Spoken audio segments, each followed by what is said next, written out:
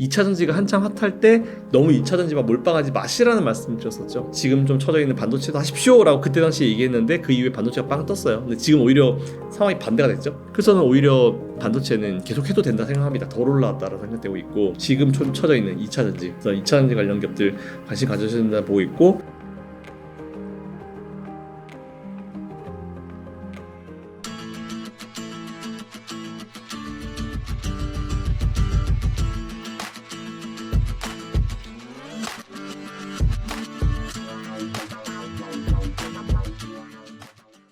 네, 저는 김선영의 이클래스라는 유튜브를 운영하고 있고요. 그리고 학령도 나가고 있고 SBS도 나가고 있고, 뭐 중간중간에 이제 시간을 좀 이용해서 저의 오랜 투자 경력에 대한 어떤 노하우 이런 걸 좀 알려드리고 있는 김선영이라고 합니다. 금리 인하를 둘러싼 의견들은 사실 너무 많아요. 뭐 올해 초부터 많았지만 지금도 여전히 많은 상황이기도 하고, 근데 제일 중요한 거는 일단 제 의견이겠죠. 일단 저는 계속 작년에 이제 12월 달 FOMC 의사록을 올 초에 확인하고 나서부터 제 의견은 똑같습니다. 일단 7월 달 첫 번째 인하, 그리고 이제 12월 달에 인하, 이렇게 이제 보고 있는데, 일단 사실 올해 한두 달 전보다는 지금 7월 첫 번째 인하 가능성에 대해서는 조금 낮게 보고 있어요. 그러니까 원래는 7월 달에 하겠다라는 게 거의 뭐 한 8, 90% 이렇게 보고 있었는데, 지금은 그보다 조금 한 6, 70%까지 내려왔는데, 6월 달에 FOMC의 의사록에서 이제 다 플러시 발표가 됩니다. 점도표가 발표가 되는데, 그 점도표를 좀 보고 제가 결정을 할 생각이에요. 근데 현재까지 봤을 때는 어쨌든 금리 인하를 하겠다라는 쪽으로 이제 얘기를 하고 있고, 물론 이제 파월 의장은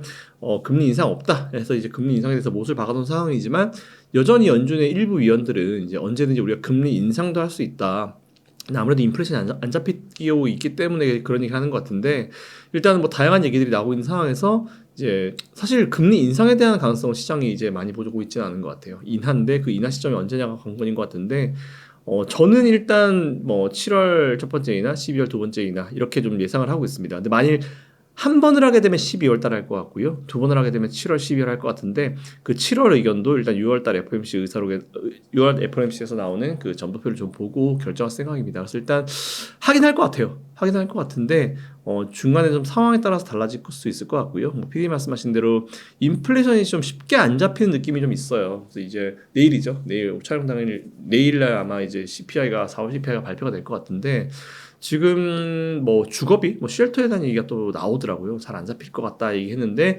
얼마 전에 파월 의장이 주거비는 결국 잡힐 거다 이런 식으로 얘기를 했었습니다. 근데 아마도 파월 의장이 그 멘트를 할 때는 이번 4월 CPI에 대한 대략적인 어떤 데이터를 좀 받고 얘기했을 거라 생각을 해요. 그렇기 때문에 뭐 이번에 뭐 쉘터라든지 그런 부분들이 좀 높게 나와서 CPI가 예상보다 좀 많이 나온다 하더라도 그렇게 걱정할 필요는 없을 것 같다라는 좀 생각이 들고요.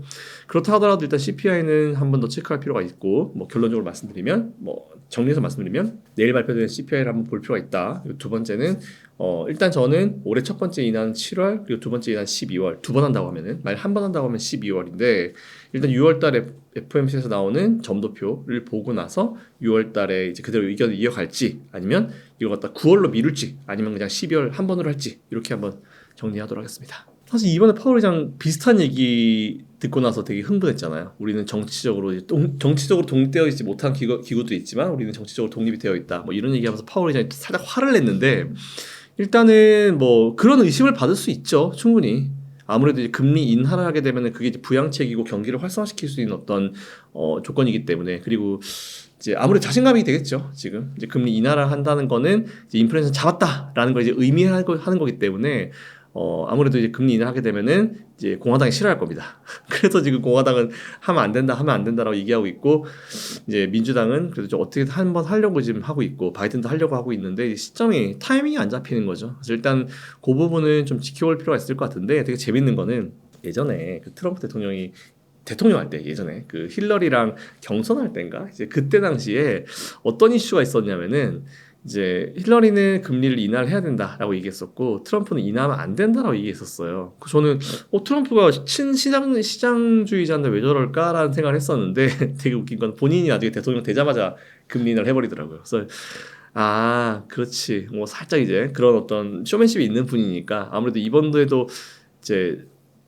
금리 인하를 하게 되면 어쨌든 그 좋은 효과는 이제 지금 민주당이 가져갈 수 있기 때문에, 아직까지 승부는 모르니까 나중에 하자 이런 식으로 얘기가 나오고 있는 것 같아요. 그래서 어쨌든 저는 12월 달에는 무조건 할 거라 보는 게 바이든이 되든 트럼프가 되든 무조건 할 겁니다. 누가 돼도 어쨌든 이제 금리 인하를 할 거기 때문에 12월에는 그래서 이제 한 번 이상 하지 않을까 생각하고 있고 정치적으로 해석을 안 할 수가 없어요. 그래서 제가 사실 7월 달을 말씀드린 이유가 정치적으로 그나마 해석이 제일 안 되는 게 7월이 마지노선이거든요. 왜냐하면 9월 그 다음이 9월인데 9월도 날짜를 보니까 9월 중순 넘어서 있더라고요. 그렇게 되면 이제 대선이 11월 초인데 그렇게 되면은 이제 9월 달에 금리 인하한다고 했을 때 보통 금리 인하 효과가 시장에 들어갈 때 한 2, 3개월 걸려요. 그러면 9월 달 인하한다고 해가지고 그게 과연 11월 대선에 영향을 줄까? 저는 그렇게 보지 않거든요. 그러니까 오히려 7월 달에 해놓으면은 그게 한 2, 3개월 지나서 11월 대선 할 때쯤 되면 이제 분위기가 나오기 때문에 그거 가지고 이제 바이든 민주당은 막 어필할 수 있죠. 근데 이제 9월로 넘어가면 사실 그게 안 돼요.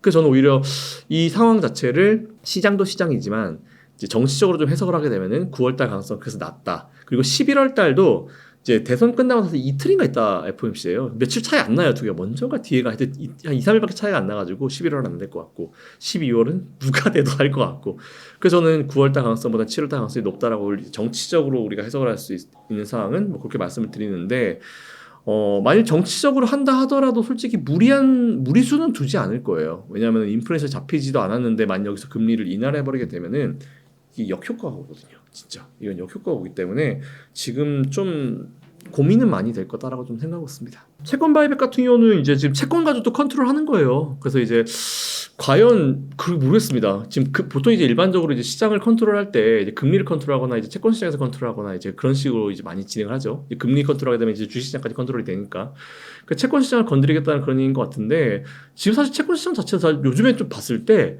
컨셉을 잘 모르겠어요. 이 금리 자체도 완전히 지금 뭐 시장이랑 달리 가고 있는 그런 부분이어가지고 사실 컨셉을 잘 못 잡겠습니다. 그래서 저 솔직히 채권에 대해서 요즘에 의견을 드리기가 조금 무섭긴 해요. 그래서 일단 채권 시장을 저도 좀 분석을 하고 있는 상황이어가지고 요거에 대한 명확한 답을 오늘 드리긴 좀 어려울 것 같긴 합니다. 외국인 자금이 지금 아무래도 이머징 쪽으로 들어오고 있는 게 맞긴 맞아요. 네, 그래서 이제 제가 종종 자주 말씀을 드리긴 했지만 이머징 마켓 쪽에 이제 투자 매력도가 올라간다라는 말씀을 드렸었어요. 그래서 작년까지는 미국이지만 이제 오히려 밸런스를 뭐 나중에 제가 방송 후미에 말씀을 드리겠지만 투자 밸런스를 맞출 때 너무 우리나라 집중, 미국 집중보다는 비중을 맞춰가지고 이제 투자하는 게 좀 좋다라는 말씀을 좀 어차피 드리긴 할 건데 지금 최근에 보면은 상대적으로 좀 많이 못 올랐죠. 중국도 계속 안 좋은 시기를 겪다가 최근에 좀 올라오고 있는 그런 분위기인 것 같고 사실 이 동아시아 쪽에 아시아 쪽 보면은 일본만 좋았어요. 솔직히 말씀드리면 일본만. 근데 일본은 사실 굉장히 오랜 기간 동안 해왔었던 그 밸류 프로그램의 효과를 얻으면서 이제 올라온 것이고 워낙 또 이제 금리가 낮으니까 여러 가지 효과 때문에 올라온 건데 일본을 제외한 나머지 이머징 쪽으로는 이제 자금이 유입되고 있다는 그런 얘기가 나오고 이게 MSCI 리밸런싱이 이루어지면서 이제 그게 좀 편입 편출이 되면서 좀 예전과 좀 달라진 분위기는 분명히 있는 것 같아요. 그래서 요즘에 확실히 포트를 가진다 하더라도 이제 동아시아 쪽 이제 이머징 쪽에 관심을 좀 가져야겠구나라는 좀 생각이 좀 많이 들긴 듭니다. 삼성전자를 예를 들어 설명을 드릴게요. 삼성전자가 지난번에 3월 20일인가부터 주가가 확 튀었어요. 위로 확 튀어 올라가는데 사실 저는 그 튄 날에 이제 다른 경제 TV 출연해가지고 이거 오버슈팅이라고 했거든요. 왜냐하면 그날 올라갔었던 게 삼성의 주주총회 날이었는데 젠스당 CEO가 삼성 HBM에다 이제 어프로브드라는 단어를 쓰면서 이제 삼성도 드디어 AI 관련주로 엮이나 하면서 그때 주가가 튄 거예요. 근데 사실 우리나라 시가총액 1위 기업이고 그런 상황에서 그렇게 정말 제가 어떤 표현을 썼냐면 잡주처럼 너무 튄다라는 그런 표현을 썼거든요. 그래서 이제 올라간다 하더라도 이건 다시 내려올 거다라는 그런 말씀을 좀 드렸고 올라갈 때 좀 비중을 좀 낮춰라 이런 말씀 드렸는데 물론 장기 투자하시는 분들은 올라갈 때 투자해도 상관없어요. 솔직히 지금 가격도 어차피 더 낮다고 보고 있기 때문에 그런 상황에서 이제 봤을 때 그걸 끌어올린 거는 외국인이에요. 외국인이 매수해서 끌어올리고 외국인과 개인은 근데 올라가면서 계속 매도를 하더라고요. 그래서 외국인이 끌어올렸는데 내려올 때 보니까 금융투자가 10일 거래인가? 연속으로 매도를 해버리더라고요. 기관이 내는 거죠. 기관이. 올린 거는 외국인이고 떨구는 거는 그 기관. 그러니까 기관이 요즘에 보면 사실 저도 예전부터 이제 기관 수급이 너무 좋습니다. 이런 얘기를 잘 안 하는 이유가 우리나라 기관 자체도 장기 성향 자체가 별로 없는 것 같아요. 요즘은 조금만 올라가면 그냥 차익 실현, 조금만 올라가면 차익 실현 이런 흐름이 최근에 계속 나오고 있는 것 같아가지고 좀 그런 부분들은 이제 아쉬운 부분이 분명히 있는 것 같습니다. 그래서 일단 그거는 뭐 어쩔 수 없는 부분인 것 같은데 일단 그래서 기관 때문에 사실 우리나라 지수는 최근에 수급적으로 좀 많이 안 좋다 이렇게 보는 게 맞아요. 금투세도 너무 이제 이게 정치적으로 또 해석을 해버리는 문제잖아요. 근데 이게 어쨌든 국민들이 자산을 늘릴 수 있는 방법은 부동산이나 주식, 투자밖에 없어요. 그럼 이제 거의 유일하죠? 유일하게 거의 딱 두 개밖에 없는. 근데 부동산 잘 아시겠지만 지금 금리도 높은 상황이고 비싸잖아요. 이제 부동산 또 올라가더라도 내가 그걸 매도를 해야 되는데 또 사준 사람 있어야지 그게 또 실현이 되는 건데 좀 어렵죠. 그래도 또 살아야 되는 문제니까. 그래서 보통 일반적인 분들 회사 다니는 분들은 다들 주식 투자를 다 하십니다. 투자를 해가지고 돈을 벌고 싶어서. 그러면 결국은 이제 국민의 경제 생활과 직접적으로 연관이 되어 있다라고 볼 수밖에 없어요. 자산 증식이 굉장히 좋은 어떤 이제 영향을 주는 그런 수단이다라고 볼 수 있을 것 같은데 그렇게 치면은 진짜 국민들한테 유리한 방향으로 사실 모든 정책들이 책정이 돼야 되는 게 맞거든요. 근데 이런 것들을 특히 경제 관련된 이런 이슈들을 자꾸 정치적으로 정치 논리로 이제 막 양쪽 당에서 그거를 자꾸 이제 얘기를 하니까 그 중간에 껴있는 국민들이 뭐가 되는지 사실 좀 궁금합니다. 이 사람들이 국민들을 보고 얘기하는 건가? 아니면 진짜 선거용으로 얘기하는 건가? 사실 이런 생각이 좀 되게 많이 들었었고 금투세나 뭐 대주주양도세도 전 똑같이 말씀을 드렸지만 이게 자꾸 그렇게 프레임을 씌우면 안 되는 것 같아요. 프레임을. 그러니까 지금도 보면은 대주주 양도세 아니면 뭐 금투세 이거는 뭐 진짜 돈 많은 사람들 얘기다라고 이제 얘기해가지고 돈 많은 사람들 많이 내야지. 많이 내죠. 당연히 많이 내야 돼요. 그건 맞아요. 수익이 있는 곳에는 세금을 내야 되죠. 전 똑같은 의미로 금투세 돈 많이 버는 사람들한테도 세금 내야 되지만 돈이 적게 왔다 갔다 하더라도 최근에 이런 그 중고 플랫폼에서도 세금 매긴다잖아요. 그런 것들도 이루어져야 돼요. 그러니까 전 세금에 대해서는 수익이 있는 곳에는 적은 금액이든 많이 번 사람한테 큰 금액이든 매겨져야 하는 게 정상이라고 봅니다. 이건 당연한 거예요. 납세의 의무는 모든 국민들에게는 똑같습니다. 근데 문제가 뭐냐면 첫 번째 저는 이걸 너무 정치적으로 이용을 많이 한다는 생각이 좀 들고요. 그리고 지금 금투세 이거를 그대로 시행하는 거는 말이 안 돼요. 솔직히. 이거 진짜 다시 한번 저는 이제 이런 세금을 방안을 하지 말자라고 얘기하는 게 아니에요. 어쨌든 많이 번 사람들한테 그래도 세금 좀 더 낼 수 있는 그런 방안을 마련하는 건 맞긴 맞지만 아직 국민적 합의가 이루어지지 않았어요.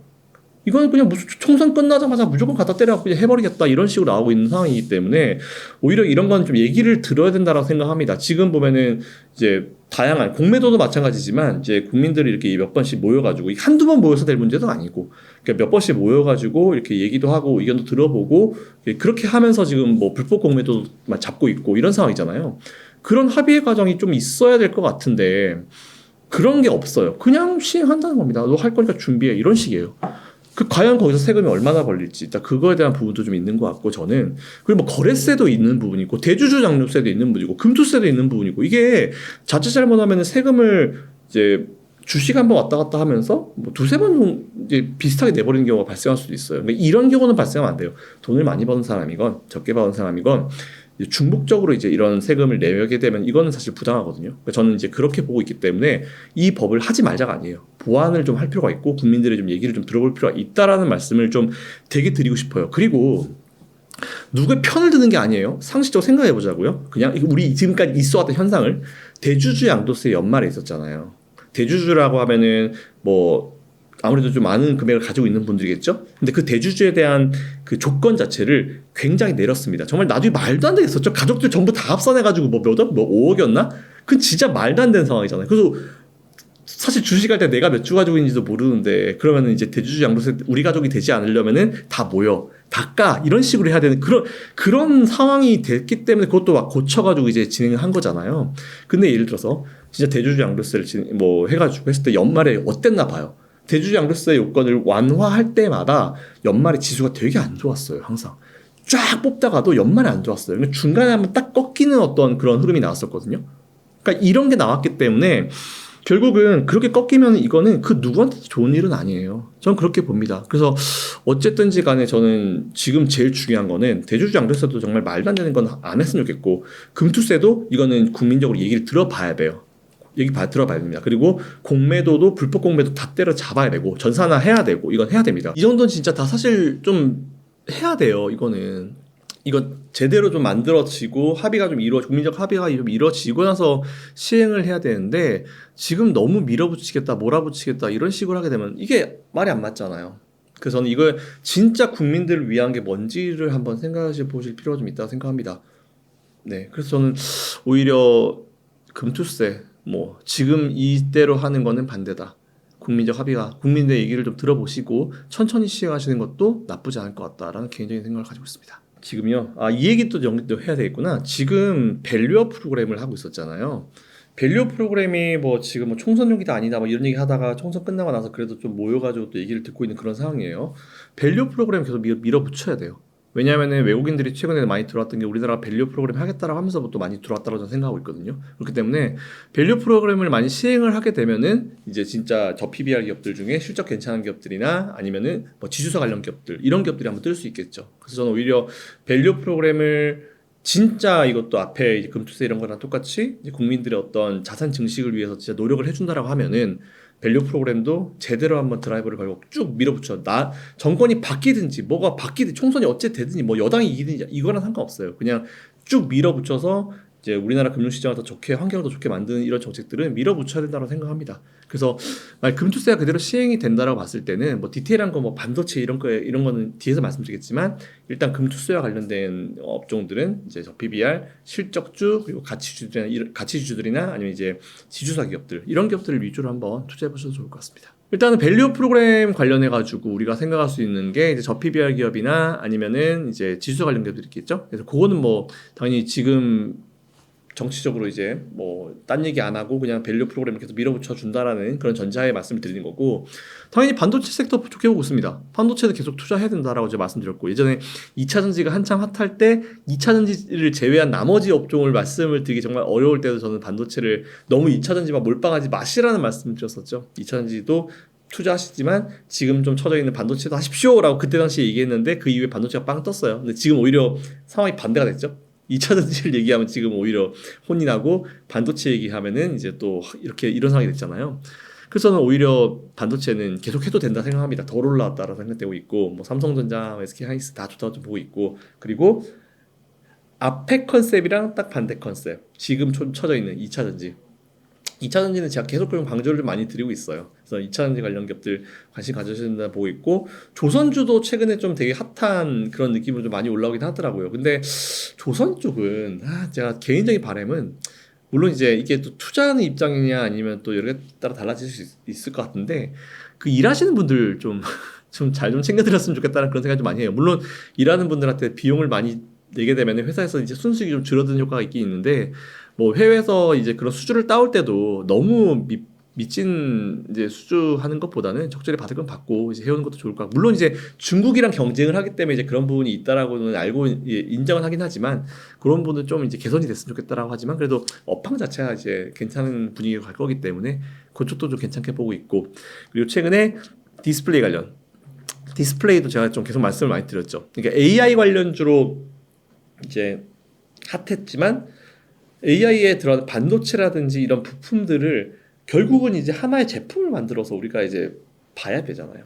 VR이든 XR이든 반도체도 컴퓨터에 들어가가지고 화면을 켜서 봐야 되는 거기 때문에 결국은 이제 디스플레이로 다 집중이 될 수밖에 없다고 봐요. 그래서 저는 디스플레이 관련 업종도 좀 괜찮다라고 좀 보고 있고, 뭐 제가 기존에 말씀드렸던 그 의견들은 그냥 그대로 쭉 말씀드리면 될 것 같고요. 그리고 바이오도 제가 좀 말씀드렸죠. 최근에 물론 그 코로나 백신 관련해 가지고 조금 문제가 있다. 아스트라제네카 관련 뭐 이쪽부터 뭐 문제가 좀 있다. 이런 얘기가 나오고 있긴 있는데, 뭐 그거는 독감 관련 이슈예요. 근데 이게 또 얼마나 또 확 또 올라올지 부각될지는 모르겠지만, 이게 만일 심해져 가지고 코로나 예전에 그 백신 관련주들이 좀 뭔가 조정이 오는 그런 시점이 발생하지 않는다라고 봤을 때는 바이오 관련 기업들도 뭐 나쁘지 않다고 보고 있습니다. 최근에 뭐 셀트리온 쪽으로도 수급 괜찮더라고요. 그런 부분도 좀 체크해 보시면 좋을 것 같습니다.